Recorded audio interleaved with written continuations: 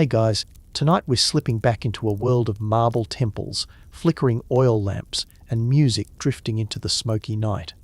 But forget everything you think you know about the glory of ancient Greece, because tonight you'll discover why being a lyre player in this ancient world was nothing like the romantic stories you've heard. If you think the life of an Orpheus was all poetry and admiration, you're in for a surprise. Imagine this. It's midnight in Athens. The city is alive with laughs and shouts. You're not walking among the philosophers. You're not trading wisdom with Socrates. You're standing in the doorway of a noisy banquet hall. On your shoulder you carry your lyre strings, old, wood-worn slick by hundreds of hands. Inside, men are already drunk. The air is thick with the scent of wine, sweat, and roasted lamb. You take a deep breath and step inside. Before you settle in for this trip through the shadows behind Greek music, take a moment to like this video if you ever dreamed of living in ancient times until you learned the truth. Let me know in the comments where you're listening from tonight and whether you'd survive an ancient Greek party. Most people, when they picture ancient Greece, imagine radiant gods, golden amphorae, and graceful music beside the cool blue Aegean. Maybe you see Orpheus charming stones and wild animals, or Sappho plucking gentle melodies for her friends. But real life for the average lyre player? Nothing like the legends. Start with where you'd get your work, the symposium. It was the center of upper-class male life, part party, part debate, a little like a bachelor's night out, but with more poetry and a lot more spilled wine. But here's the thing. If you were at a symposium as a musician, you were not part of the fun, you were background, set decoration. The ancient Greeks used the lyre much like people use a playlist today. An endless, living soundtrack meant to fill an awkward silence, keep the mood steady, or drown out an embarrassing conversation. You'd arrive at dusk, carrying your battered lyre and a practiced smile. The master of the house might nod to you if you were lucky. More often, you were directed into the corner or sat near the door, out of the way. You waited, sometimes for hours, as people filtered in. Their laughter grew louder, rougher. Finally, it would begin. A nod, a wave, maybe a servant's half-whispered order, and you'd start to play. Sometimes soft and slow, sometimes lively and bright, according to the mood of the crowd. Some nights no one paid attention to you. Your hands would cramp after hours of gentle strumming. Your mind would wander. But still, you played. It's hard to exaggerate just how long these parties stretched. A symposium could go until sunrise. Through the night, men competed at drinking games, debated philosophy, recited their favorite verses, and flirted with courtesans. You were expected to follow every change in their mood, to read the crowd, to shift your tune at a moment's notice. And your pay? Barely enough to buy fresh strings. The hosts were wealthy, but musicians were disposable. A skilled lyre player might be invited back, once, twice if they played exactly the right notes and didn't draw too much attention. But make a mistake? Miss a cue? Keep your background melody going just a little too long? It might be the last time you saw the inside of that house. Here's a secret. Most lyre players weren't the poetic heroes you think. They were professionals, yes, but not in the way we imagine heroes or artists today. They made their living by being invisible, by smoothing out the awkwardness, by making sure everyone else had a good time, even if it meant sacrificing their own. Respect? That was for the men who quoted Homer, not for the ones who set the mood. Guests rarely learned your name. The only feedback was a sharp glance or a drunken shout to play quieter or faster or something different altogether. Sometimes someone would request a special song. You'd have to know dozens, maybe hundreds, of tunes and poems by heart, music for every mood, every type of guest. Love poems for the newly infatuated, drinking songs for competitions, old stories for the serious listeners, lively dances for when the energy flagged. Learning all that required years of training. But even after all those years, you could be replaced at any moment. New faces showed up every month looking for work, hoping to win over the crowd for a night. There's a reason most histories barely mention the working musicians. Their job wasn't to stand out, it was to become part of the furniture. Think about the noise, the din of 100 conversations, glasses clinking, feet stomping, songs and laughter echoing off stone walls. You had to play steadily, through headaches and distractions, matching the music to the pace of the drinking, the shifts in mood. And the drunks. Ancient Greek men prided themselves on their ability to hold their wine, but not everyone handled it gracefully. As the night deepened, tempers could flare. A missed beat, or just being in the wrong place at the wrong time, and you might find yourself the target of a joke, or worse, a thrown cup. Sometimes fights broke out, or someone decided it would be hilarious to make you the butt of their humor. Some lyre players endured bruises as well as insults, all for the hope of another gig. You learned to keep your eyes down, your mouth shut, your playing steady. To vanish when things got ugly, to reappear with a new melody when things smoothed over. This was as much self-defense as musicianship. There were upsides, if you could call them that. If you played exceptionally well, a patron might tip you extra, maybe offer a leftover meal. Once in a blue moon, a guest might quietly hire you for another, more exclusive gathering. These were rare moments of reward, just enough to keep you going. But even during those breaks, you didn't really rest. You'd sit near the back of the room eating quickly, always alert so you could jump back in as soon as your music was needed again. Let's talk about your place in society. Lyre players were not slaves, but neither were they respected citizens. They were free, technically, but treated as tools. Good enough to be useful, never important enough to honor. You moved in the shadows of other people's lives. You watched, listened, and kept your opinions to yourself. If you ever said what you really thought about the men who paid you, you'd lose every opportunity you had. At best, you might teach the children of a wealthy family during the day, giving lyre or kithara lessons for a few extra coins. Even here, the parents rarely asked your opinion on anything but fingerings and chords. Some players ended up attached to a single household, playing at every family event, living on the edge of domestic life but never truly included. Others spent their lives wandering from feast to feast, packing up each morning uncertain where their next meal would come from. The youngest players faced the worst. If you started apprenticing as a child, you learned quickly to keep your head down, to play exactly what was asked, and to avoid angering the powerful. You saw things in those banquets, a side of adult life the poets never wrote about. In public, you might see the statues of gods and the grand front steps of temples, but in the private world behind those doors, as a musician, you saw more base instincts than high ideals. You probably dreamed, once, of fame, of being the next Orpheus or Terpander, of playing before kings or entering musical contests at Panathenea. But for every celebrated bard, hundreds of unknown hands kept the parties running, unseen and unremembered. Still, there was something that kept you coming back, the music itself.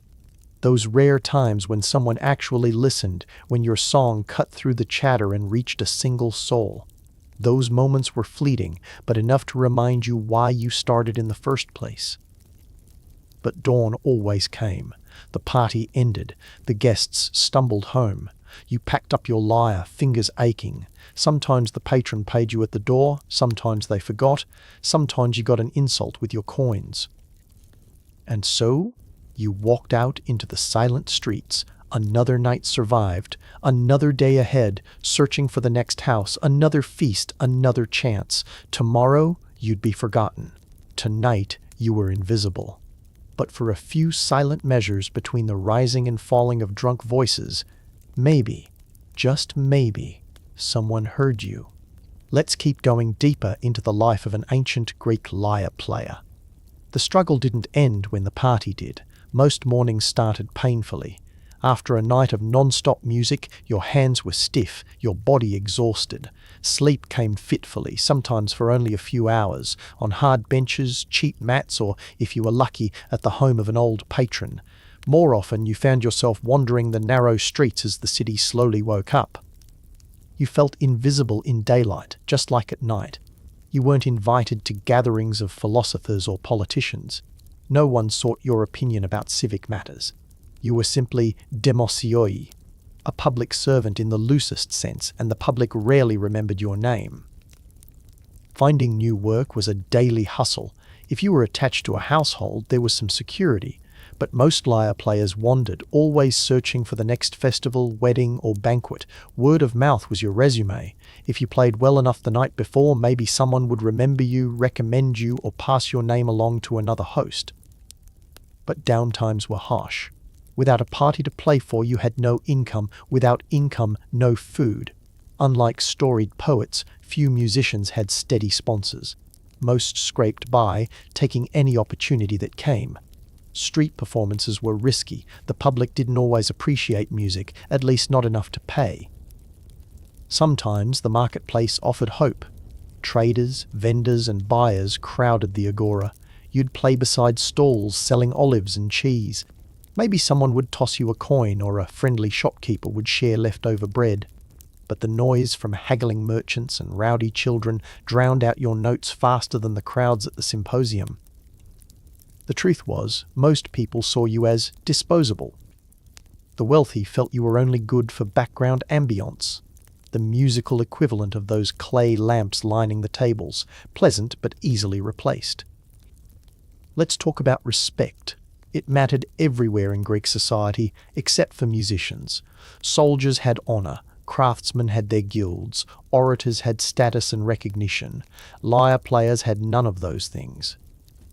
In fact, you were often lumped together with entertainers like dancers, acrobats, and jokers. Some were slaves, some were free, but most were seen as beneath polite company. Even prostitutes ranked higher on the social scale in certain contexts. It wasn't just about class. In a world where philosophy and rhetoric were prized, music was considered a lower art, fine for elevating the soul, but not for lifting your social rank. Playing the lyre in public could bring unwelcome attention. Some townsfolk thought entertainers led people astray, that music, wine, and laughter together caused mischief and moral decline. Priests and politicians sometimes railed against decadence, and you bore the brunt of their complaints. Even philosophers had their misgivings. Plato famously warned against musicians becoming too prominent, fearing that music could distract people from serious pursuits. Aristotle grudgingly admitted music had value, but mostly for educating children, not for adult entertainment. Families occasionally hired you to teach music to their children. This was steady, if undervalued work. You were tolerated, but not included.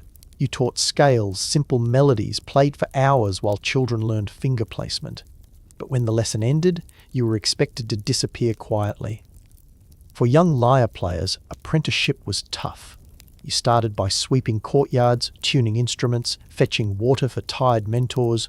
Only after months or years of menial labor could you practice real music. Progress happened in tiny steps. First you strummed simple accompaniments, then played for short segments at parties, always supervised, never trusted with real responsibility. Mistakes could cost you dearly. Drop a note during a performance, break a string, or play the wrong melody, and you might get shouted at or tossed out.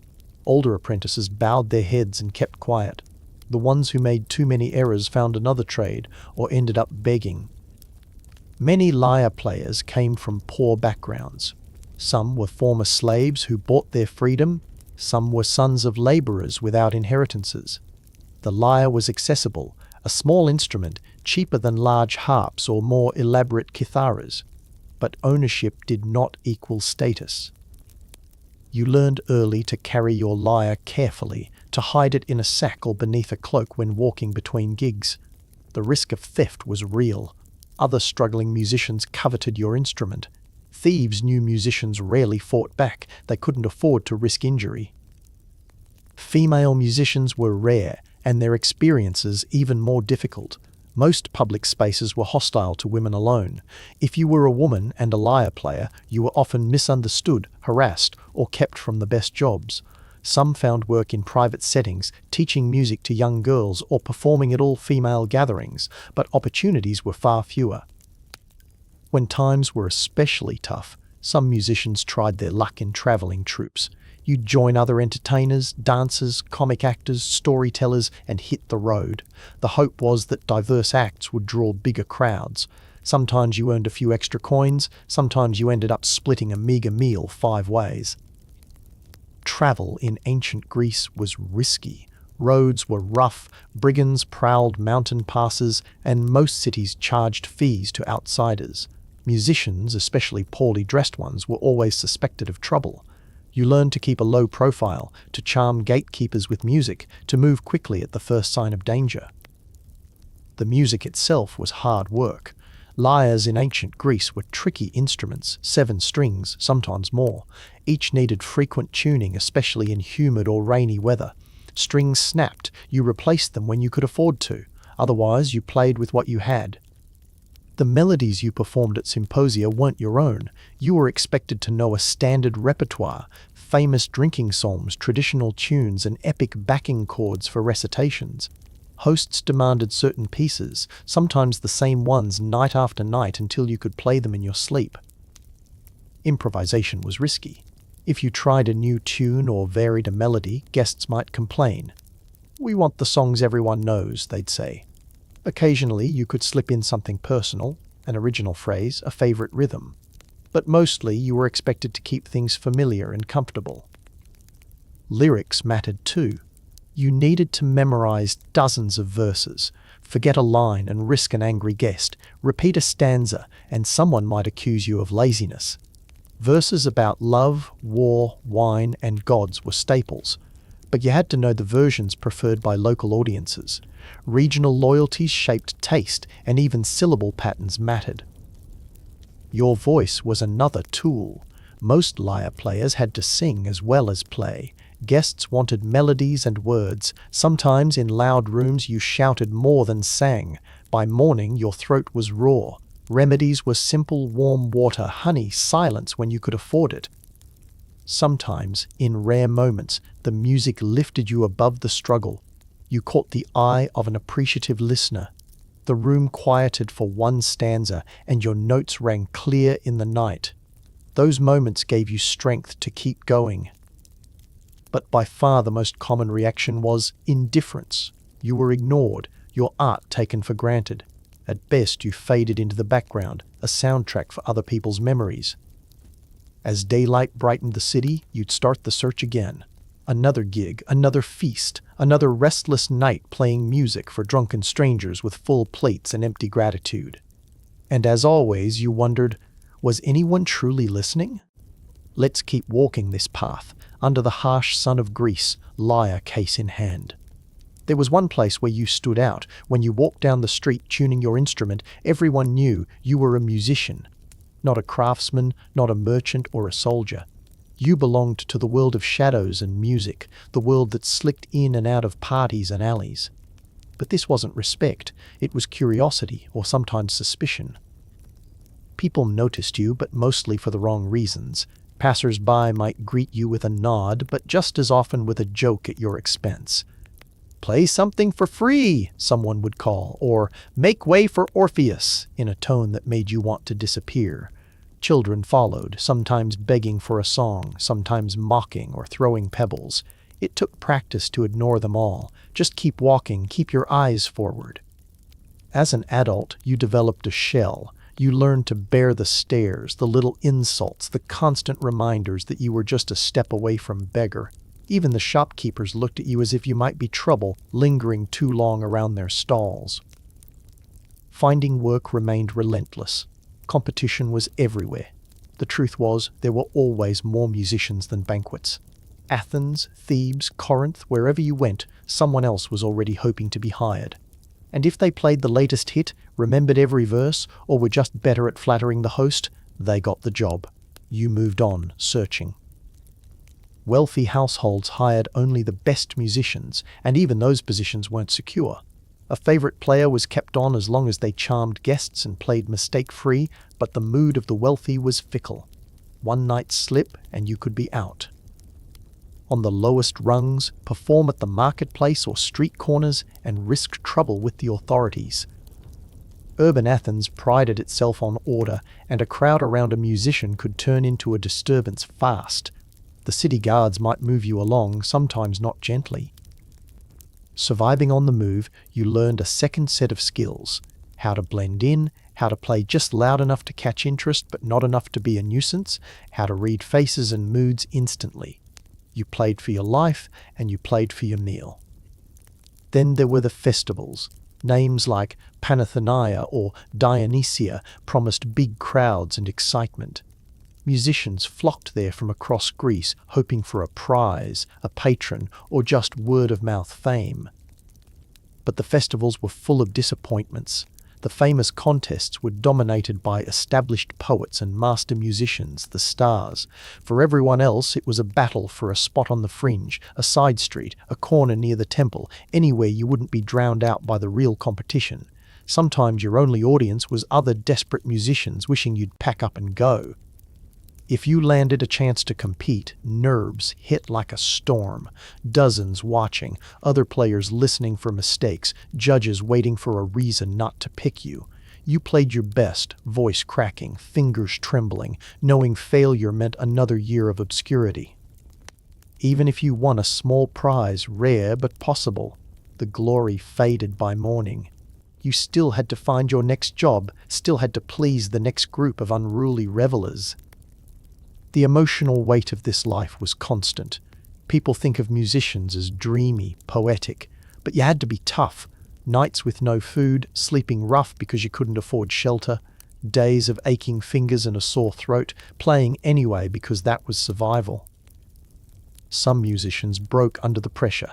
They gave up, tried other work, slipped into begging, or vanished from the city's memory entirely.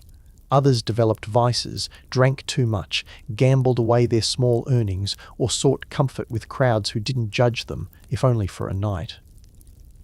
A few, just a few, turned bitterness into art. Their music stayed sharp, their words cut through the drunken noise. But often this won them as many enemies as admirers. Family life was nearly impossible. You were always moving, always uncertain. If you had a wife or child, you worried constantly about feeding them, protecting them from the dangers that dogged your steps. Many left families behind in the countryside, sending what money they could spare and seeing them only on rare trips home. There was little sense of brotherhood among musicians. Everyone was competition. Trust was rare and alliances fleeting.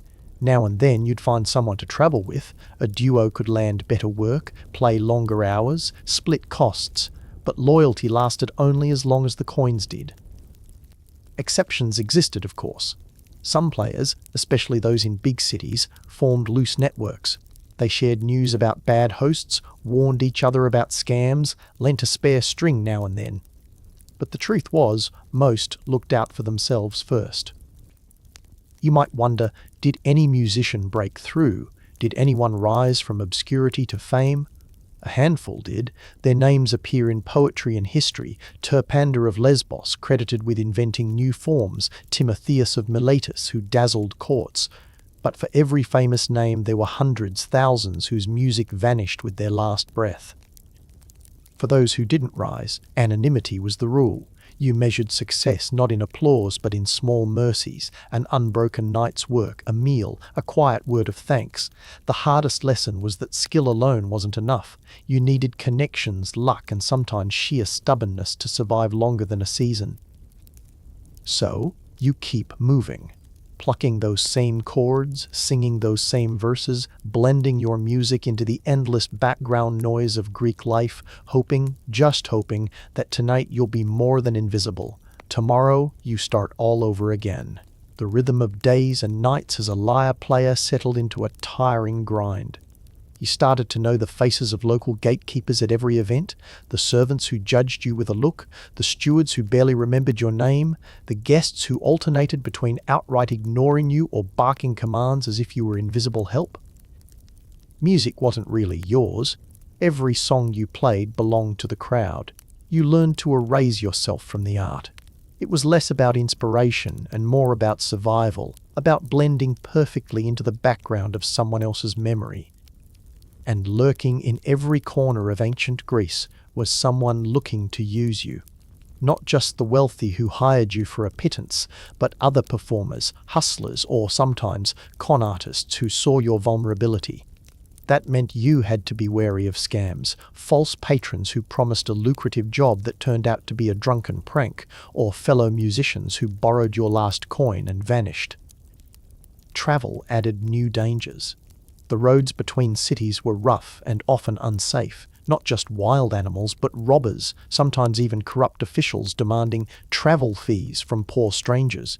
You hid your money in your clothes, walked with others when you could, and stayed alert when danger crept in with the dusk. Despite all this, music in Greece had its moments of wonder.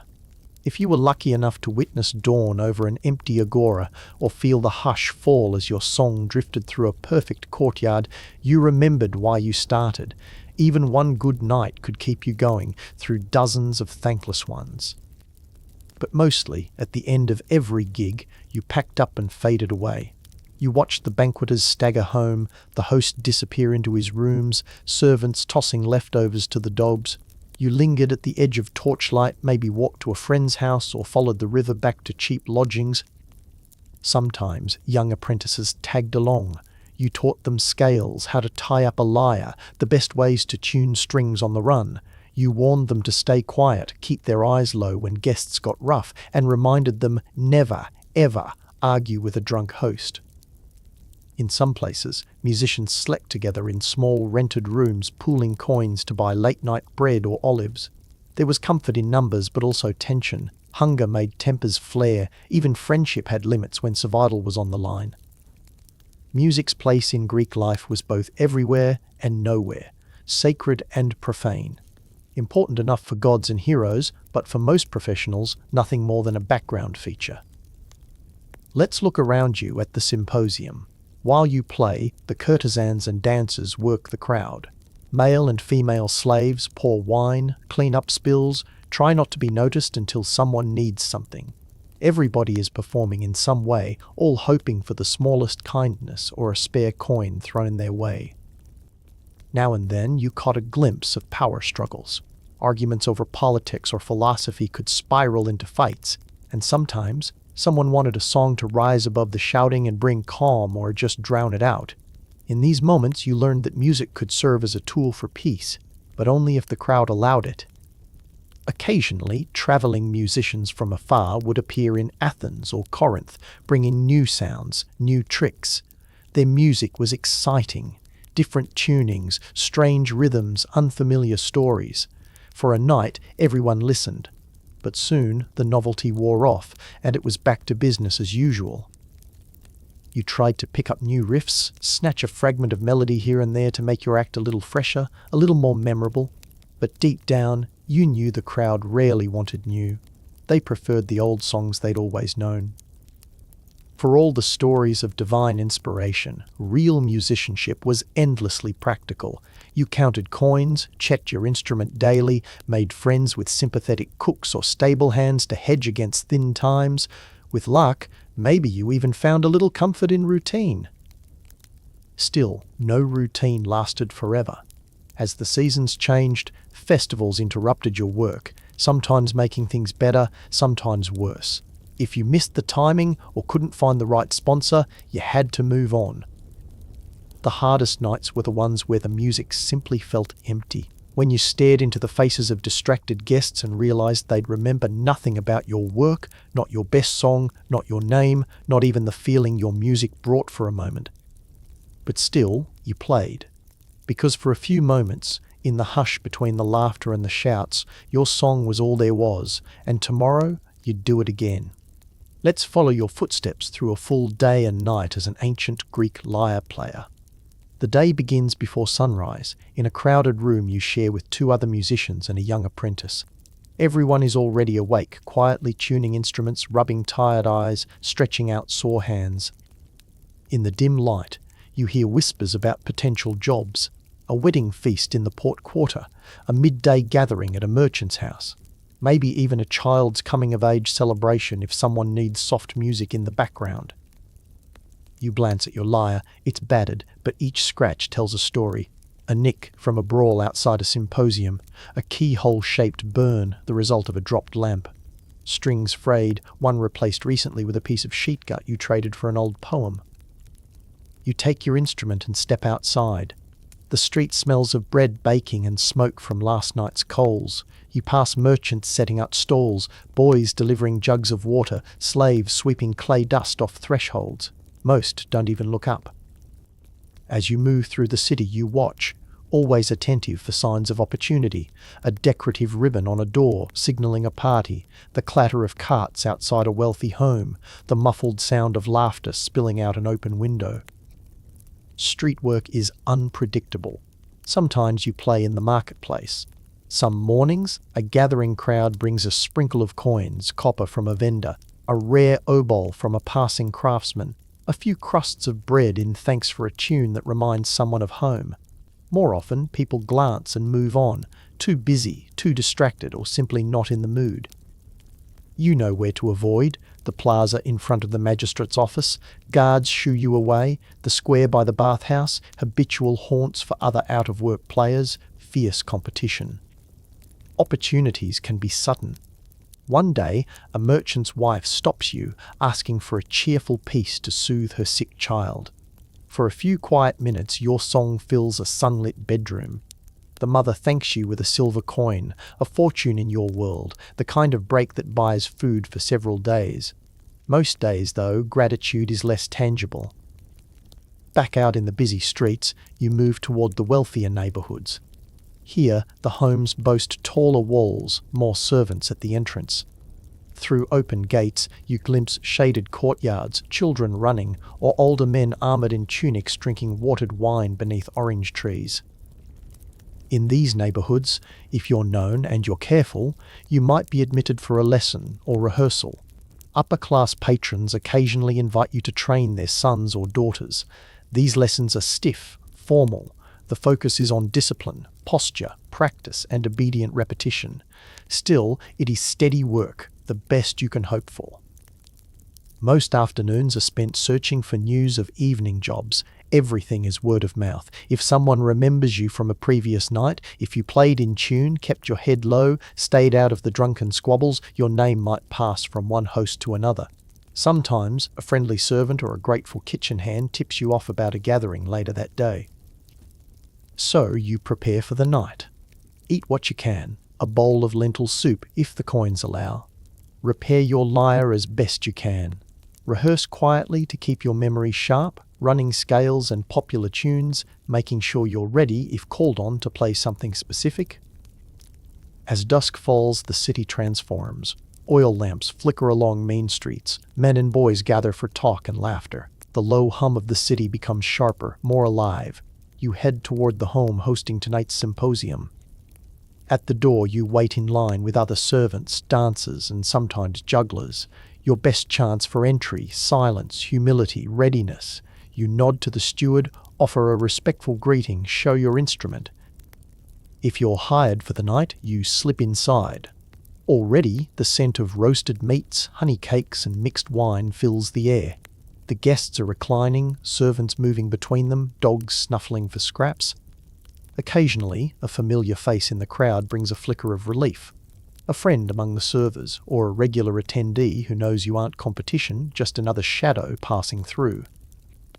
You unpack your lyre in a corner, out of the way but close enough to hear requests. There is no stage, only the expectation that your music will begin at the right moment and fade out unobtrusively when attention moves to speeches or games.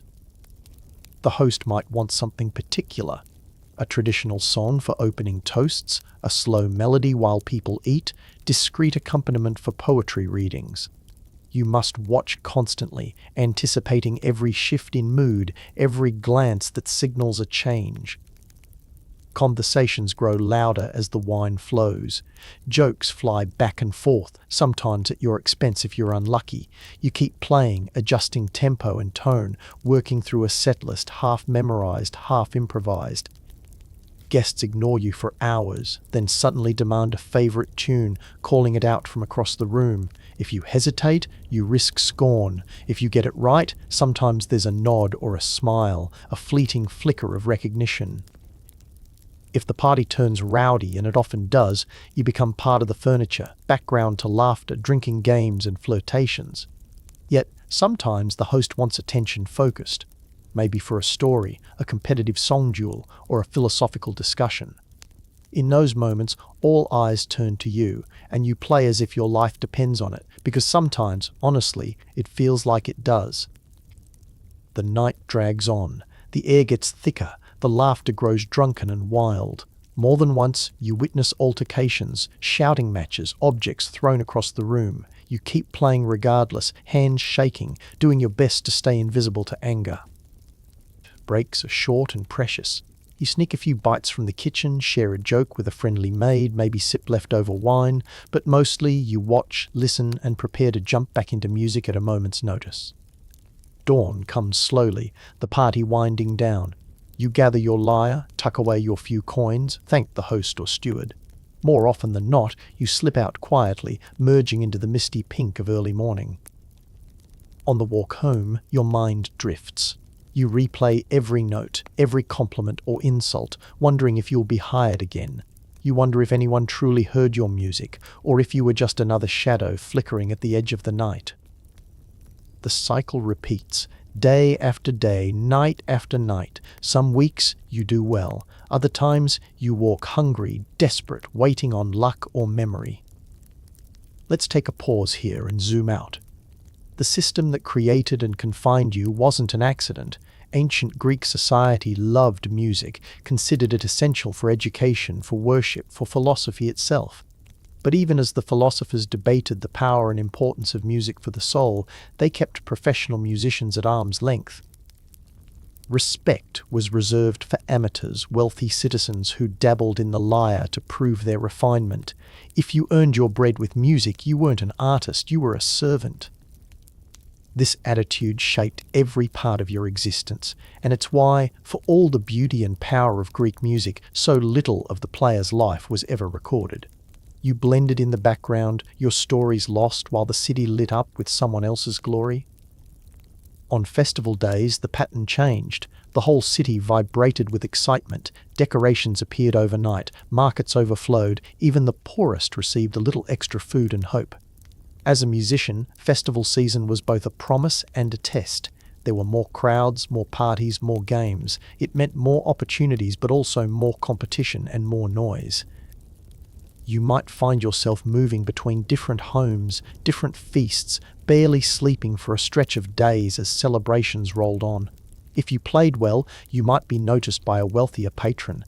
If not, you simply faded into the festival's tide, another anonymous note in a citywide symphony. But even then, for most lyre players, anonymity remained the rule. You walked home tired, but also hopeful. Maybe tomorrow would break the cycle. Maybe the next job would change something. Sometime, on a rare night when the crowd grew silent and listened, really listened, you remembered why you endured it all. Because, for a single song, in a brief shimmer before dawn, the music belonged to you. As the weeks pass, the cycle of work, hope and survival for a lyre player settles in, a pattern shaped by the city, its people and its seasons. It's not just Athens. Walk the streets of Corinth, Megara or Thessalonica and you'll see the same story repeated in different dialects with different faces. Let's dig deeper into the world outside the upper crust, because lyre players often found themselves crossing the social barriers of Greek life, even if only temporarily. Sometimes, late at night, after the symposium guests had stumbled away, you'd find work in humbler gathering places, travellers' inns, rowdy taverns near the docks, small family feasts in cramped houses. Here, the rules were different, the pay even lower, but the expectations could be a little more relaxed. In these settings, music was less precise, more communal. Patrons wanted familiar folk songs, tales of local heroes, sometimes even ribald verses that would never have made it past the gatekeepers of polite company. You learned to switch styles, adjust your volume and mood, play with a wink instead of a bow. Sometimes real affection came from these crowds. Dock workers or artisans, after a heavy day, listened more closely to lyrics about hard labour, home, or the gods who watched over ordinary people. If you were lucky, you earned a genuine laugh, a shared mug of wine, maybe the warmth of a low fire and a place to sleep that night. It wasn't much, but it felt different from all those anonymous banquets and icy glances. But there was danger too. Bars and dockside taverns weren't safe havens. Fights broke out over spilled drinks, arguments got personal, and a musician was always at risk of being swept up in someone else's bad night. You learned where to sit, who to trust, and how to pack up before tempers flared. There were times you played by moonlight, busking under colonnades or temple steps, hoping night worshippers would toss you a slice of bread or a few coins. Sacred music had its place in Greek life. Processions, sacrifices to the gods, feasts in honor of Athena or Dionysus, all needed music. But here, your role was clear. You were present, but never central. The priests and the people performed the rituals. You provided background, a sonic thread weaving through the sacred and the everyday. Occasionally, you worked in partnership with traveling performers, dancers, fire eaters, street poets, even animal tamers. These alliances were fragile. Every performer knew the rules: split the coin, mind the crowd, help each other pack, but don't expect friendship beyond the night. Competition was always one bad gig away. Music wasn't limited to the lyre. You saw flute players, percussionists, even singers using only their voices. Everyone fought for the same scraps, often swapping instruments or acts to suit the mood and the crowd. If you could dance, juggle, or recite poetry, you improved your odds. Versatility meant survival. Let's talk a bit about women in music because, although rare, their stories mattered. In big cities, female musicians existed at the margins. Most found work only in women's festivals, private homes, or settings where their presence wouldn't provoke scandal. Some female slaves learned music to entertain their owners. A few passed down songs between generations, shaping family traditions in homes that never hosted great banquets or contests. But public performance for women was suspect. Greek society watched females closely, and being a travelling woman, especially an unaccompanied musician, invited gossip or worse. It was a world of closed doors, whispered warnings, and risk. The deeper you travel into the countryside, away from the city lights, the music changes. Villages play their own tunes, often more rustic, more closely tied to the seasons and local customs. You might join a harvest celebration, singing about the rain, the crops, or the small joys of rural life. These songs used simple melodies, sometimes with a single line repeated so everyone could join in. You learned that music connects people, whether or not they remember who played it. The rich didn't respect you, but the poor sometimes did. At their tables, in small celebrations for births, marriages, or funerals, music took on a special role, a comfort, a ritual, a shared breath in hard times. Some nights, you played for travelers from other lands, Phoenician merchants, Persian traders, Egyptian teachers. The music changed as languages mixed. Sometimes you picked up foreign rhythms or new musical scales, tucking them away to test out in the next city. Not all music was work, sometimes it was escape. On rare evenings, with nothing scheduled, you played for yourself, or for a handful of other musicians, sharing new tunes, trading verses, laughing about foolish hosts or wild parties. For a moment, the pressure lifted. The game wasn't about survival, but about sound. Greek society prized certain types of music above others. Hymns to the gods, battle marches, or songs about heroism were the most respectable. Simple love songs or drinking tunes were considered lower, but that's what most crowds wanted. You learned to fake respectability when needed and always kept a stash of safe pieces for moments when things got tense. Let's take one story, an old master player known on the docks as Nikeas. He was no bard from legend, just a grey-haired man with a lyre and a raspy voice. Nikeas played at weddings, wakes, even at the naming ceremonies of newborn babies. He had no home but the city itself. For decades, Nikeas moved with the sun, following the work and the kindness of strangers. His secret, he said, was knowing how to disappear when he had to, and how to play the song everyone wanted when things were rough. Young musicians watched old ones closely, hoping to learn tricks. The best lessons weren't about music. It was how to spot a lyre, how to pack up in 2 breaths, how to make a joke to diffuse a tense moment. Survival for a lyre player wasn't about playing perfectly, it was about making it through each season. At religious festivals, musicians sometimes got more respect, especially if the celebration involved music as a way to connect worshippers to the divine. But even then, the real glory went to poets and leaders. You played your part, then faded away. Let's touch on the psychology. You developed ways to cope, humor, stoicism, daydreams of what if. Some told themselves stories of Orpheus and hoped for magic, a song so beautiful that it would earn a kind master or a long-term patron, maybe a little fame. But almost nobody believed it would last. Sometimes, after a particularly rough night, a banquet that ended in shouting, or a festival where you weren't paid at all, you wondered about other worlds. What was it like to be a potter, respected for solid work, or a merchant, valued for trade, or, even higher, a philosopher or a priest whose words shaped the city's future? But you always returned to the lyre. It was yours, or at least familiar. You plucked out a tune in the moonlight and let the notes fall into the quiet city, thinking maybe someone, somewhere would hear. The city changed with time. Wars came and went, fortunes rose and fell, politics shifted like the tides. Through it all, music was a thread, sometimes strong, sometimes fraying at the edges, but always present. You were part of it, whether the others respected you or not. In these long, sleepless hours, the stories of the gods felt close. You sang of Dionysus, god of wine and ecstasy, of Apollo, master of music. You laughed at their legends, imagining what they'd say if they sat at a symposium. Would they see you, the servant, the survivor, as worthy, or just another shadow in the torchlight? Day after day, year after year, you played. Sometimes you dreamed of a different life, but most nights you simply kept going. And maybe, just maybe, you found a strange sort of peace in the repetition, the music, and that fleeting hope. One song, one crowd, one quiet sunrise at a time. In the heart of a bustling Greek city, your days as a lyre player fell into a rhythm, yet every week brought fresh challenges and small surprises. Ancient Greece was a land of constant festivals, shifting politics, and unpredictable moods. As a musician, you adapted, or you vanished.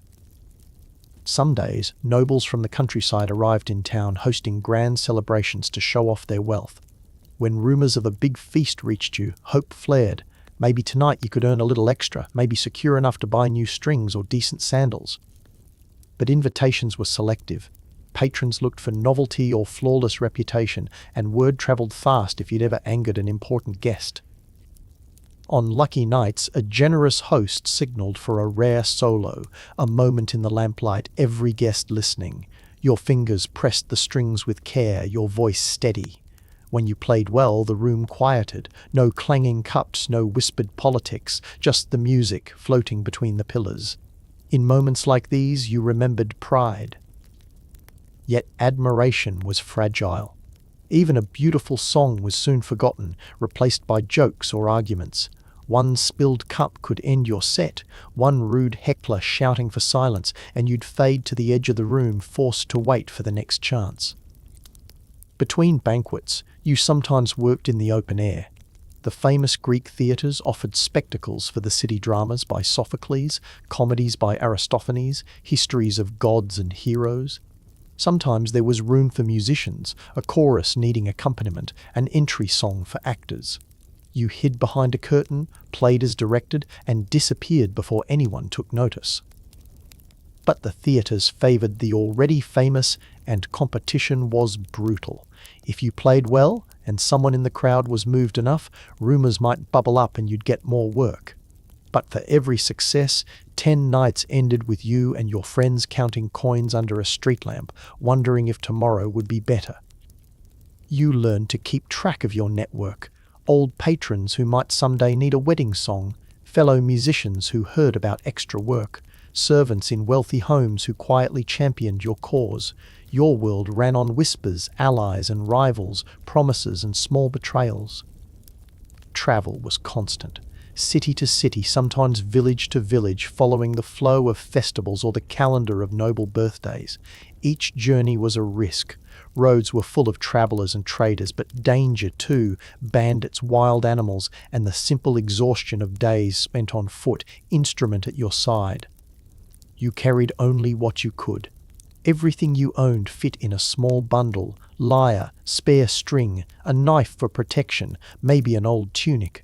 Smart musicians hid emergency coins in their sandals or hair. Others attached charms to their instruments to ward off bad luck and theft. In the countryside, music served a different purpose. Here, you became a storyteller as much as a musician, spinning tales of city politics, legendary heroes, news from the ports. For villagers, a visiting performer brought threads of the wider world. You quickly learned to shape these stories to the audience. If they loved tales of the gods, you leaned in with divine gossip. If they wanted laughter, you spun out comic verses, earning brief respite from the weight of daily work. Money was rare for rural gigs. Sometimes your payment was a meal, sometimes a safe place to sleep, sometimes just a promise of goodwill and a handshake. Still, the countryside had a different kind of peace. Fewer drunken fights, less biting sarcasm, more honest appreciation when the song fit the mood.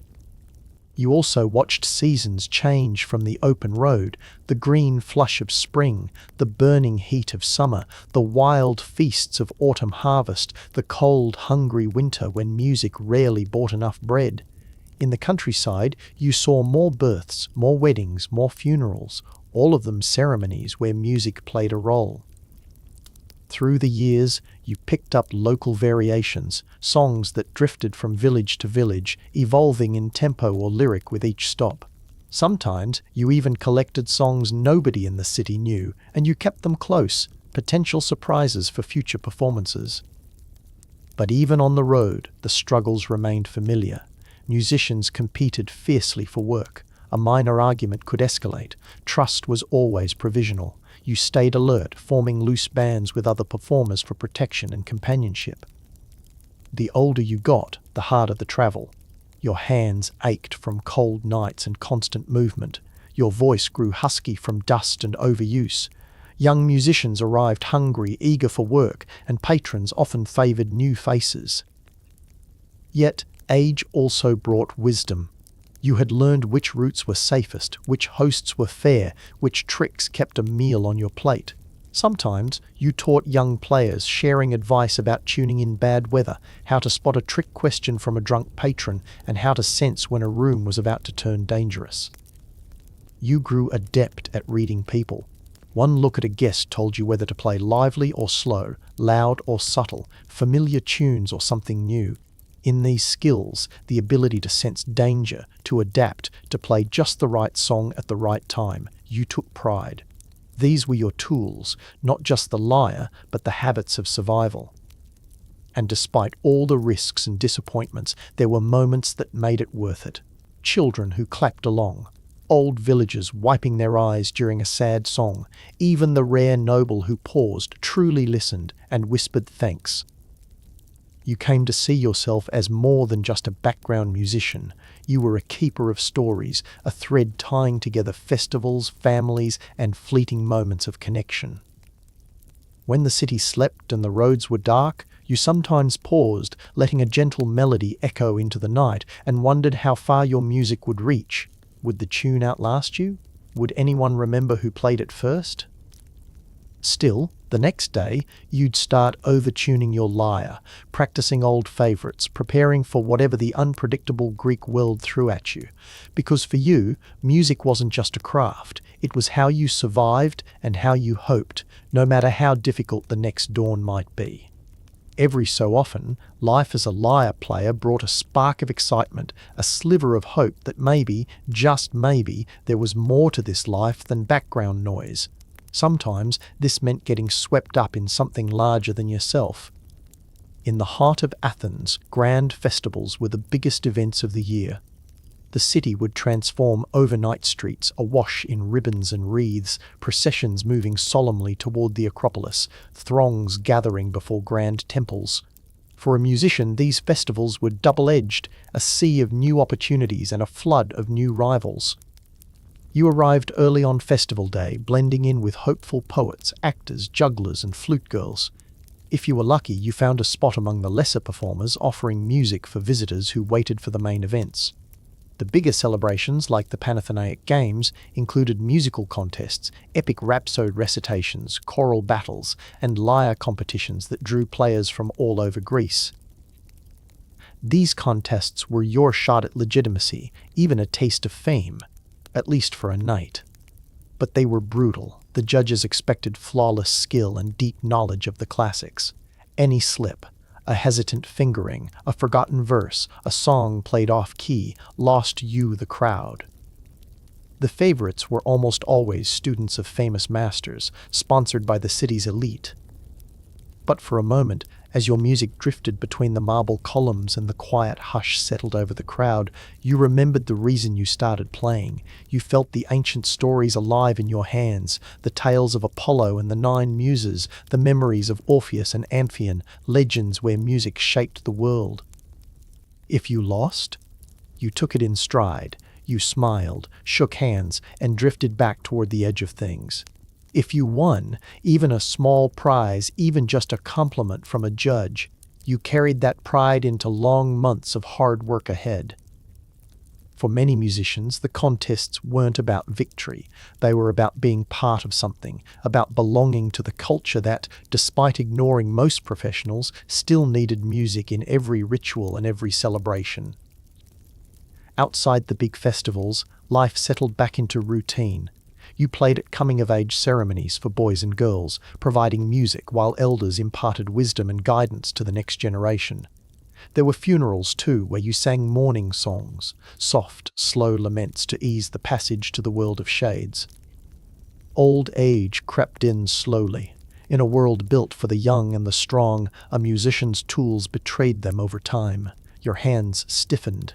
The songs that once poured out easily needed more and more effort to coax from the strings. Your voice, worn by years of smoke and shouting over noisy parties, thinned and cracked. The gigs became scarcer. Hosts favored younger musicians with more energy, brighter clothes, a quicker smile. Sometimes, out of pity or loyalty, an old patron hired you for an easy job, a quiet afternoon in a shaded courtyard, playing for a sick child or an old friend. You tried not to let your pride show when the coins were thin.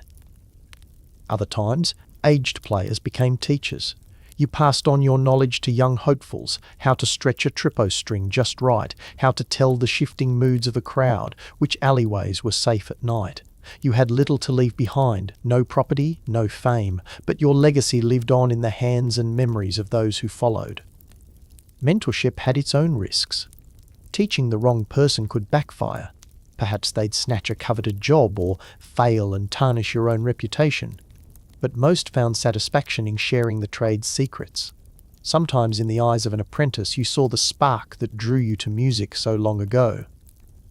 Those evenings you allowed yourself to dream, even admit that, fleeting as your work was, the world would be a little duller without music, without the thread you added to its tapestry.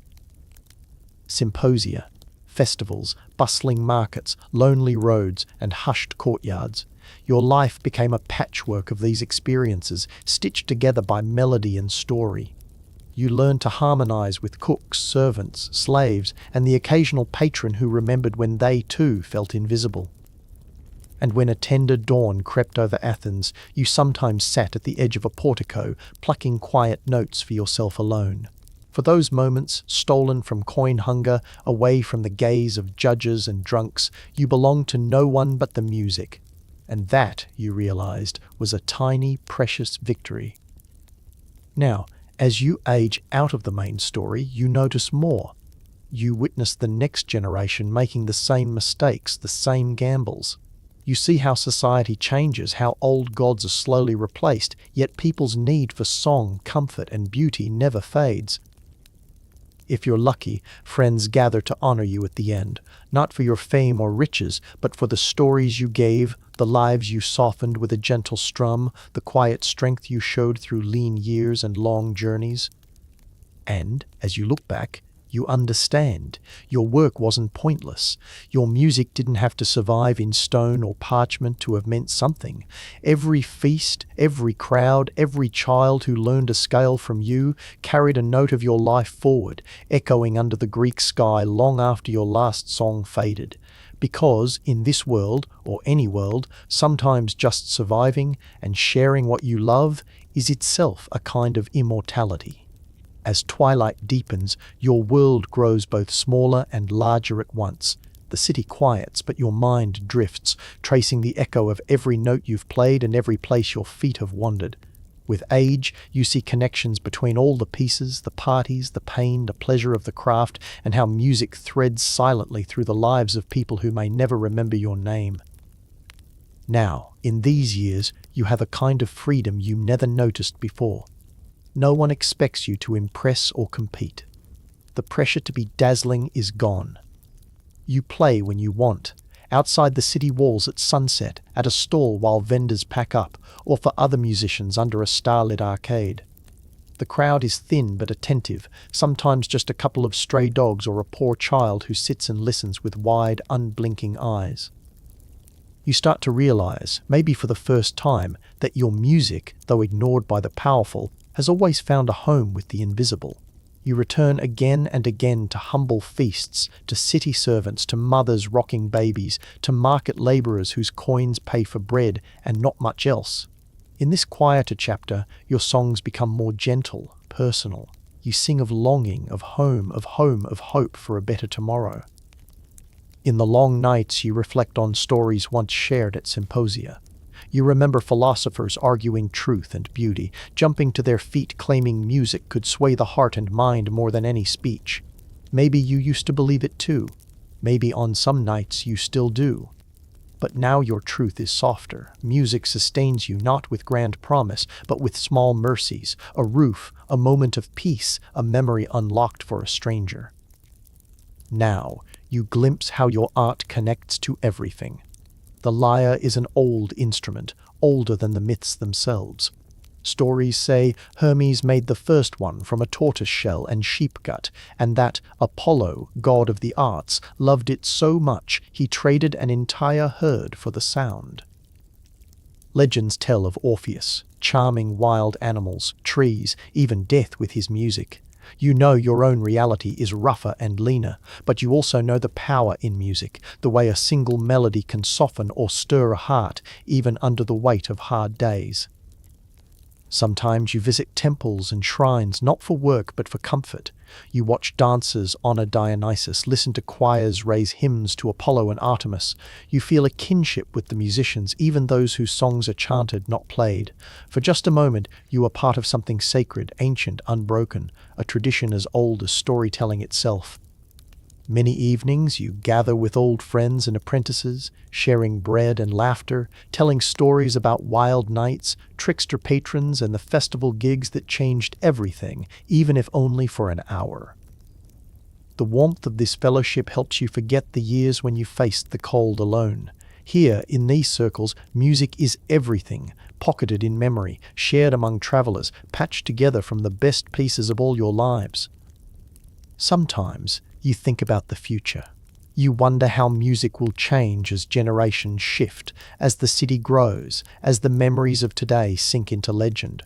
Will another lyre player, centuries from now, feel your same aches, smile at the same small kindnesses, find hope in the same humble routines? You hope so, and in your heart you believe the answer is yes. Looking back, you see that your life, unremarkable to most, has touched the lives of countless others in quiet ways. Your playing helped a friend endure grief or brought a young couple together in laughter. You showed others that impermanence isn't weakness, it's just another part of being human. The young players who once watched you from the shadows are now carrying their own lyres, searching their own fortunes on twisting city streets. You share advice, but mostly you listen, remembering all too well the sting and hope of youth. Sometimes you see yourself reflected in their dreams. As your hands grow slower, your voice a bit softer, you pass your instrument down. Maybe to a grandchild, a neighbor's child, or a loyal friend. You teach them the basics, warning them gently that brilliance is rare but persistence is gold.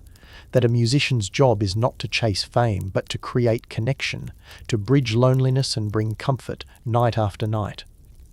You will be remembered in little ways, a signature tune, a joke you always made, a certain way of tuning a lyre so it could survive a whole night in a smoky room. Those are your legacy, nothing marble, nothing gilded, but real all the same. Sometimes, late at night, as you fall asleep to the distant strains of other musicians drifting through the streets, you realize that you were never truly invisible. Your song, like all music, is made to be passed on. It moves quietly, from hand to hand, heart to heart, across generations and miles and the grey silence of time. And so, in these quiet twilight years, you finally make peace with all the songs behind you and all those yet to come.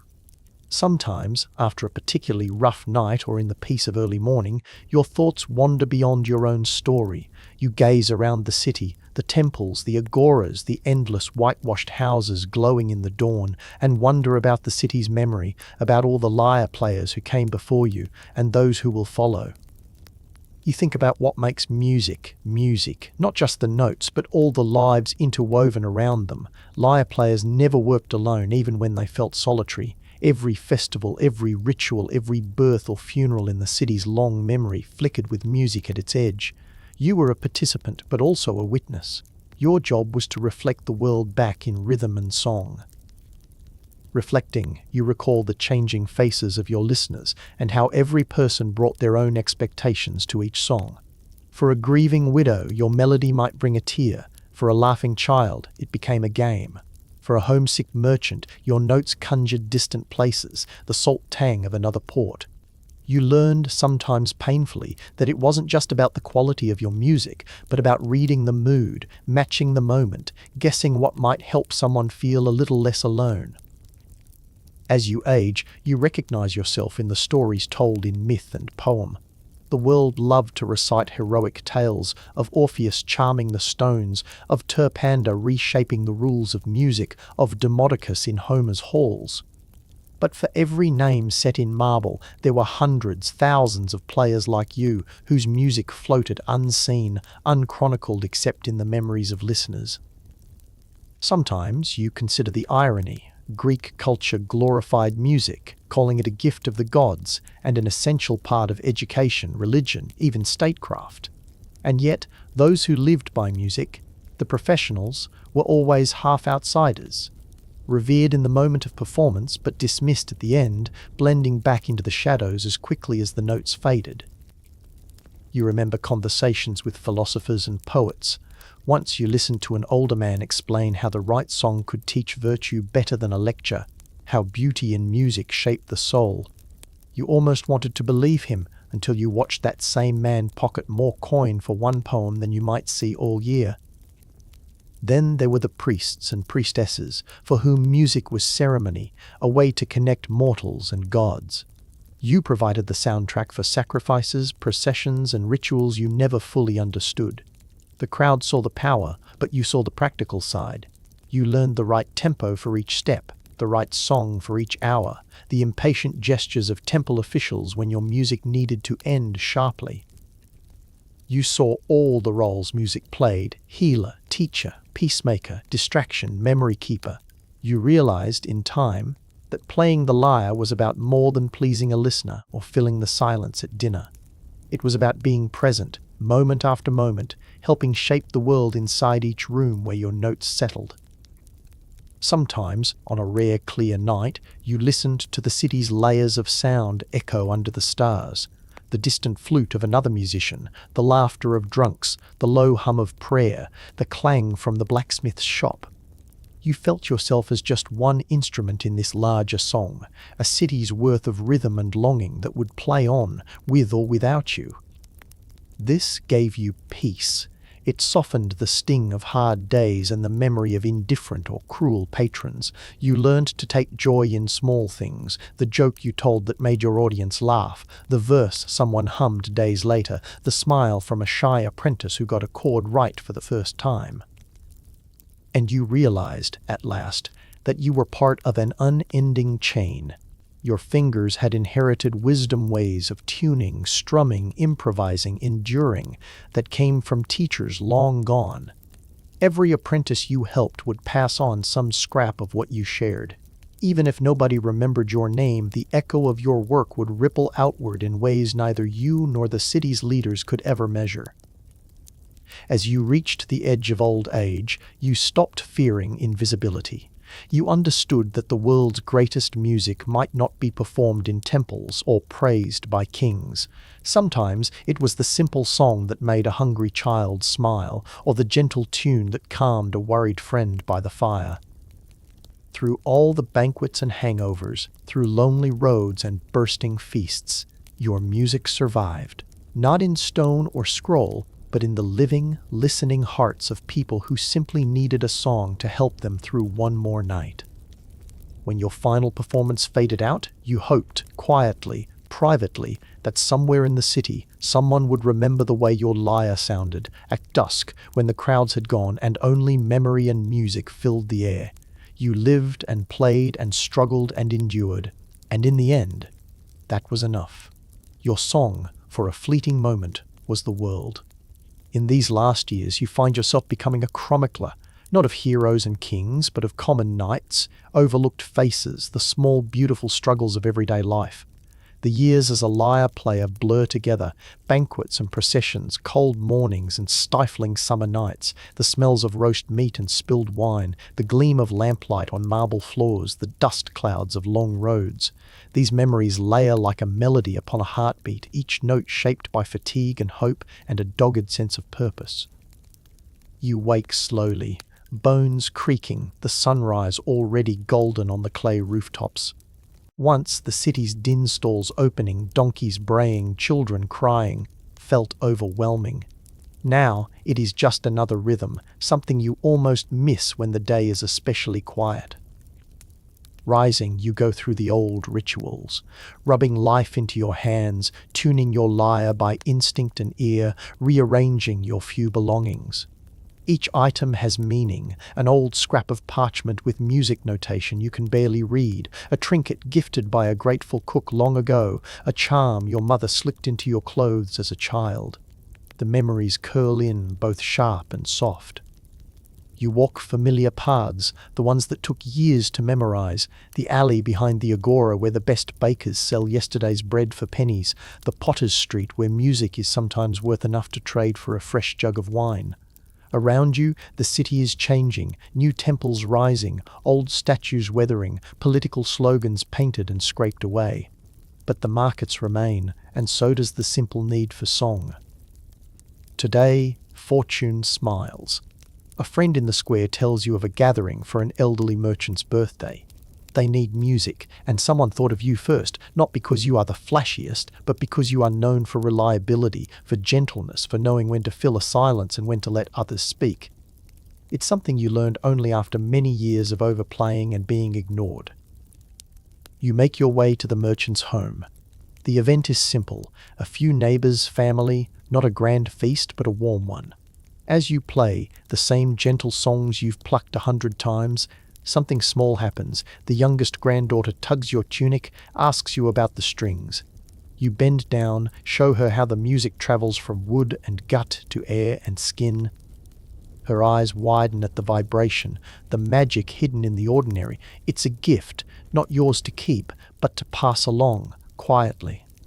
Through the daylight hours, your performance is background to stories and toasts, the merchant's humble beginnings, the years of war and peace, the changes in the city. Your notes become a thread winding through memory, laughter, and gentle tears. Afterward, you eat with the family bread and cheese, figs, a little sweet wine. The lingering taste is not just the food, but the feeling of belonging, just for a day. As you leave, the merchant presses a few coins into your hand, more than you expected. You thank him quietly, promising a song for his next feast. Outside, you breathe deeply, savoring the slow walk home. Nights are the loneliest, but also when your mind wanders farthest. The city after dusk is a different world. Shadows multiply, the air hums with secrets. You sit at the stoop near a shrine, lyre on your lap, and play to the darkness.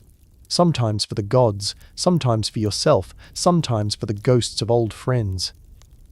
A dog comes to sit beside you, tail curled around his nose, watching as you play a soft, meandering tune. You remember all the evenings when a lonely animal was the only witness, the only soul moved by your music. Maybe that's enough. Tonight, memory becomes story. Story becomes song. One you tell yourself, even as you know nobody will chronicle it on scrolls or carve it in stone. Once, a boy with a broken lyre played on the streets for bread. Once, the same boy watched the city's great men pass, their laughter sharp as cut glass, their words rising and falling like ocean waves. That boy wandered, learned, failed, and sometimes, in secret, even triumphed. He played for men who would shame him one day and call him brother the next, for women who offered smiles or warnings, for children who danced in the dust, for gods he never expected to answer.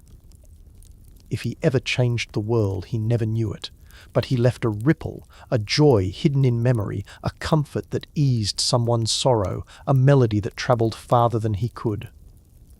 He learned that dignity and purpose are quieter than applause, and that nobody is truly invisible if their song, for even a breath, finds another heart. You, now older than you ever thought you'd be, realize that music was never yours to keep. It always belonged to the streets, the wind, the shared moments under a shifting sky. You regret nothing that brought you here, not even the hardest hungers or the nights spent shivering by some stranger's fire. You look back and see how every slight, every insult, every ignored performance built your armor but also your compassion. You grew not just into a bearer of notes, but a quiet bearer of hope. The city changed, sometimes kind, sometimes cruel, and you learned to keep playing, no matter how loud the cynics or how silent the crowds. When news comes, as it sometimes does, that another old musician has passed, someone whose name you alone seem to remember, you pay tribute with a song. A tune only a handful know, one that won't be sung at festivals or recited before kings. And you know, in the end, solace lives in such secret harmonies. As seasons shift, you move more slowly, but, paradoxically, you see more clearly. The architecture of a city, the rhythm of festival and market, the gestures of children learning their first song, all become music in your mind. Every cracked stone and flickering flame is a drumbeat. Every shout or laughter is a chorus, a scale, a refrain. You recognize your story in unexpected places, in the quiet hands of a young baker kneading dough, in the careful brushstrokes of a potter glazing a vase, in the calloused fingers of a fisherman repairing his net. All of you share the same longing, to be useful, to add a bright stitch to the tapestry, to matter.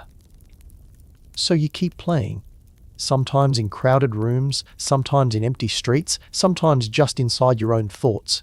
Music softens the days, brings color to the hardest edges, wraps you in memory when the world feels especially sharp. And when, at last, you sense your journey ending, you face it not as a tragedy but as a melody finding its final chord. You understand now, every moment mattered, especially the fleeting ones, the smile you drew from a stranger, the comfort you brought to a heart you never really knew. Your story does not end when you put down the lyre. It lives on in every apprentice who plucks a string a certain way, in every story passed down over firelight, in every melody hummed without knowing why. If a single soul finds sleep tonight, soothed by soft notes, or faces pain with a fragment of courage learned from your song, then it was worth it. Immortality, you realize, is never about temples or statues. It's about the way your music echoes inside another life. So, as your city falls silent and the olive trees catch the wind, you rest your hands, close your eyes, and let the music go, confident that, somewhere, someone will always be listening. Let's begin to gently widen our gaze, drifting from the worn hands of the lyre player to the often invisible world of women in Greek music. A theme whispered through our main story, but rich with its own secrets and struggles. Picture an ancient home on the edge of Athens. Inside, as the night draws down, voices soften and guests become more sincere. On such evenings, another player might emerge, not from the bustling marketplace or the banquet hall, but from a place more private and complex. In this world, women were rarely seen performing in public, but their impact on music, culture, and daily life ran deep. Greek society kept strict lines. Men held the stage at symposia, in theatres and courts, while women created intimate music in homes, religious rituals, and sometimes at all-female gatherings. Their repertoire included lullabies for children, hymns for the gods, funeral laments, wedding songs, melodies that marked every milestone, from the first breath to the last farewell. Some women became renowned for their musical gifts, especially as singers and composers of poetry. Sappho is the name history remembers. Her vivid verses, paired with lyre accompaniment, survived across centuries despite the hurdles all women faced. Yet for every Sappho, countless others sang unnoticed, their songs threading through generations, teaching children, comforting friends, and binding their families into something more than mere survival. If you stepped into a festival dedicated to Demeter or Artemis, you'd find choruses of maidens moving in dance, lifting their voices in structured harmony. Here, music was sacred, the rhythm of footsteps, the call and response of singers, the ritual invocation of fertility and renewal.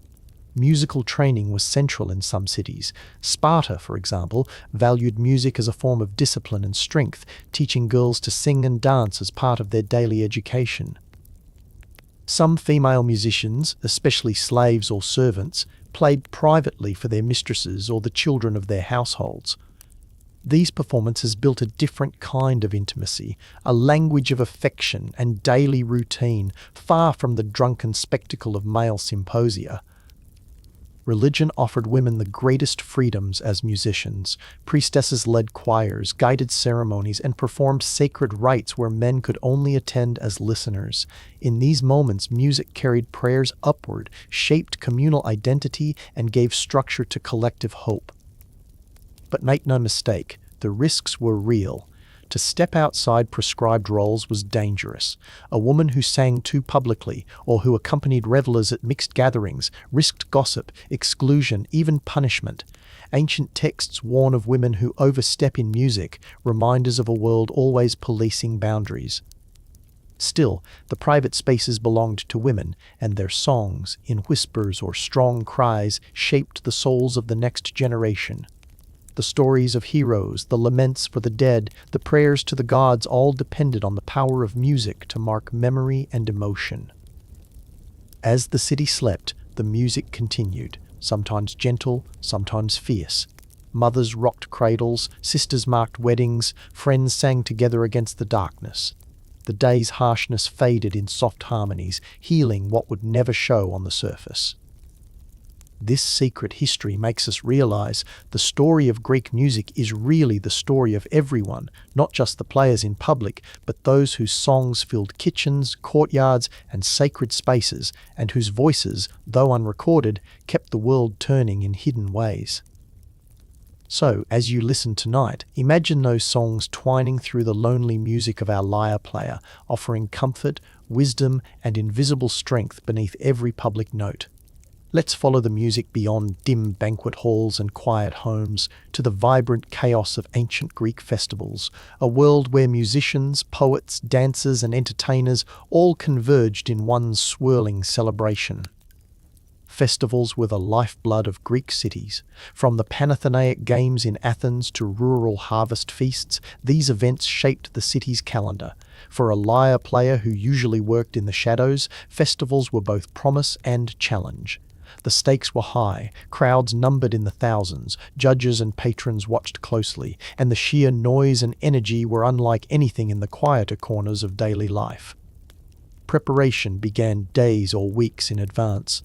Musicians practiced endlessly, rehearsing set pieces and polishing their skills. For some, festival season was a chance to break routine and aim higher, maybe even win a contest, gain a patron, or have your name repeated in the city for a few days. The Panathenea was the grandest stage. Its musical contests drew not only local talent but virtuosos from all over Greece, each hoping to impress with epic rhapsodies, intricate harmonies, and dazzling improvisations. Winning meant more than coins, it meant status, a touch of immortality in a world that rarely honoured its artists. But alongside these stars were countless lesser musicians, the background players, the accompanists, the wandering singers who filled the air with sound. They played for dancers winding through the torchlit crowds, for children celebrating their first festival, for vendors hawking olive oil and pottery. Every street corner held a different rhythm, every festival brought new improvisations, cross-pollinated melodies from distant regions. Music at festivals was communal. Spectators joined in, clapping, singing, sometimes even dancing alongside performers. The boundaries between audience and player blurred in the joy and chaos.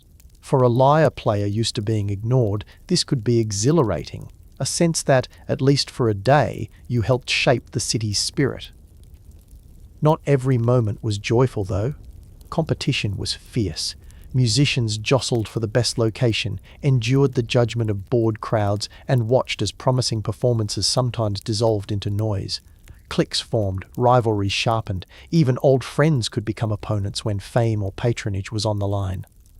Beyond the music, festivals were a test of endurance and adaptability. Long hours in the heat, sudden downpours, unexpected requests from organisers, all demanded cool nerves and flexibility. Sometimes, scheduled performances ran late and musicians played into the night, exhausted but refusing to miss a chance at attention. If you stood out, maybe a wealthy visitor would offer ongoing work, a new pair of sandals, an invitation to another city's festival. If not, you packed up and faded into the crowd. The consolation? Knowing you'd played alongside the best, and that somewhere in the city, even if just for an evening, your music had been part of something truly unforgettable. Festivals also allowed musicians to mingle, swap stories, borrow tricks, and build fleeting alliances. Here, a background player could pick up new techniques, learn foreign scales, or discover ballads from distant islands. The festival's swirl of culture was a living classroom. At the edges, of course, the poorest entertainers still struggled. Some earned little but food, some played for free just to stay visible. For many, the festival's promise was as much about survival as fame. You learned quickly. To thrive meant embracing unpredictability, sharing joy with strangers, transferring your loneliness into collective celebration.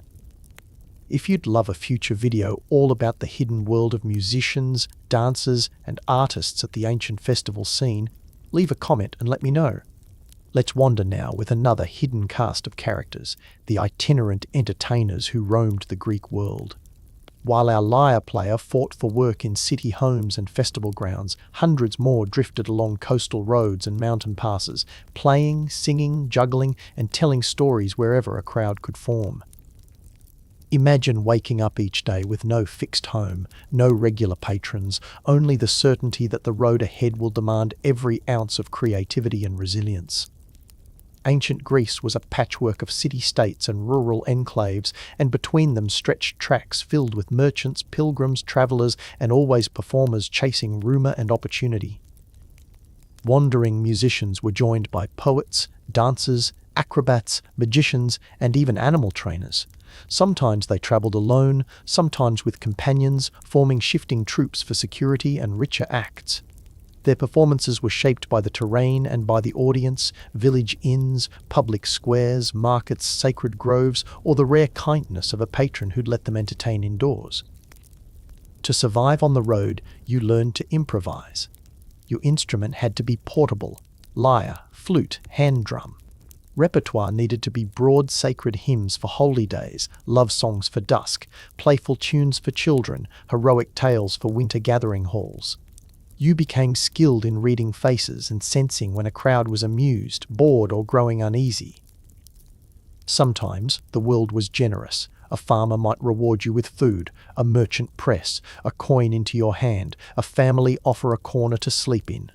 But hunger was never far off, nor were nights beneath the open sky, rain drumming on your instrument case, loneliness your closest companion. Wanderers faced dangers unknown to their city peers. Bandits prowled rural roads and resented anyone thought to be carrying coins. Wild dogs, storms, and long distances between settlements wore down the feet and the spirit. Occasionally, towns greeted newcomers with suspicion, fearful of outsiders, resistant to anyone who didn't fit neatly into their social order. Networks sometimes formed. A word left in one city could help in another.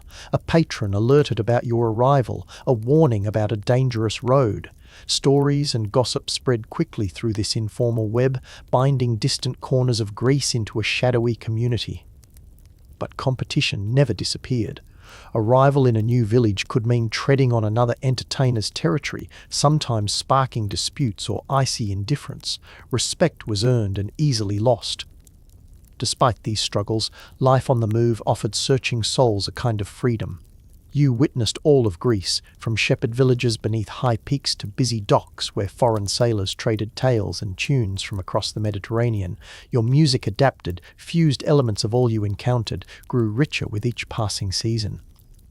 In these wanderings you sometimes glimpsed moments of true connection, a song that hushed a quarrelling town, a poem that cheered a sick child, a simple dance under the stars after a lean day. The road, for all its hardships, let your art leap boundaries, social, political, even linguistic. You were a bridge, a bringer of novelty, a reminder that the world was larger than any one town's walls. Some never endured the journey, others embraced it for a lifetime, becoming legends in their own circles, a story passed down to inspire or warn the next traveller. If this nomadic life of ancient entertainers makes you curious, tap like. Maybe one day we'll dedicate a whole video to their adventures and survival tricks. Let's slow our journey and look beyond the familiar olive groves and marble colonnades of Greece. Imagine the dusty roads stretching west, the dawn rising over a different empire. Rome, where music's echoes both resembled and diverged from what our lyre player knew. Tonight, let's let our story open wide, expanding in rich detail to truly explore how an ancient Greek musician's life compared with that of their Roman counterparts. Picture, for a moment, a Greek lyre player finally reaching the busy port of Piraeus. Here, the air smells of salt and incense, languages mix under the blue sky, and travellers carry news of distant lands. East, Persia and Egypt. West, the great rising star, Rome. Musicians hear tales from itinerant actors and traders, rumours of grand games, strange instruments, and even stranger customs. In Rome, music was everywhere, at banquets, temples, the baths, military parades, triumphs, funerals, weddings, public games. But the place of the musician, especially the professional, was both familiar and foreign to a Greek artist. For starters, the Romans loved spectacle. Where a Greek symposium prized subtlety in the art of lyric accompaniment, Romans favoured grandeur, noise, excess. Greek lyre players would find themselves in awe or in shock at the scale of Roman festivities. Gladiator games were accompanied by blaring brass, double pipes, vast drums, music designed for crowds, chaos and adrenaline more than for private contemplation. In both cultures, professional musicians often came from the lower classes or even from servitude. But in Rome, social mobility for musicians was even harder. The word for professional musician, symphoniacus, tibicen, pipe player, or citherodus, lyre player, marked you as someone outside polite society. Sometimes, Greek musicians, especially the most talented or exotic, were invited to Rome to play, teach, or perform for the wealthy. These guest artists navigated a world where music was both respected as a symbol of Greek sophistication and despised if you worked for coin rather than glory. Roman banquets, much like Greek symposia, were noisy spectacles, sometimes running from dusk until dawn. Musicians provided endless background, sound, but often at greater personal risk. Patrons could be capricious, their tempers as famous as their appetites. Some nights, a successful player might make his fortune. Other nights, he could be thrown into the street for an unfortunate sour note. Yet, for all the similarities, there were deep differences. The Roman world was richer, larger, more open to novelty. It absorbed Greek, Etruscan, Egyptian, and even Syrian instruments, water organs played at banquets, brass horns signaled not just imperial arrivals but also openings at enormous chariot races or naval battles reenacted in flooded arenas. Greek musicians, if lucky enough to adapt, sometimes found themselves swept up in this ocean of sound, not always with joy. It's worth noting that in Rome, the most prestigious musicians were usually amateurs from the elite class. Young men and even some aristocratic women learned to play the lyre or sing as a mark of culture, much like in Greece. But to perform for pay remained a mark of social inferiority. The true artist was meant to perform for beauty, not for bread, even as, in reality, most working musicians had little choice. Despite these boundaries, music in Rome could open doors if you pleased the right ears. Some wind players, dancers, and singers became household names, favourites of emperors who lavished gifts, citizenship, even freedom upon particularly talented or lucky slaves. The Greek tale of the 1 in 1,000 who makes it had its Roman parallel. Musicians could, on rare occasions, ascend from obscurity to the dazzling lights of Rome's courts and theatres. But such stories were rare. Most musicians, Greek or Roman, lived lives very much defined by impermanence. One night of glory, many nights of shouting over crowds who barely listened. Religion, too, shaped musical work. Both societies saw music as a bridge to the divine essential at every major sacrifice or procession. In Rome, the tibicines and cornicines, horn players, provided the heartbeat of public ritual.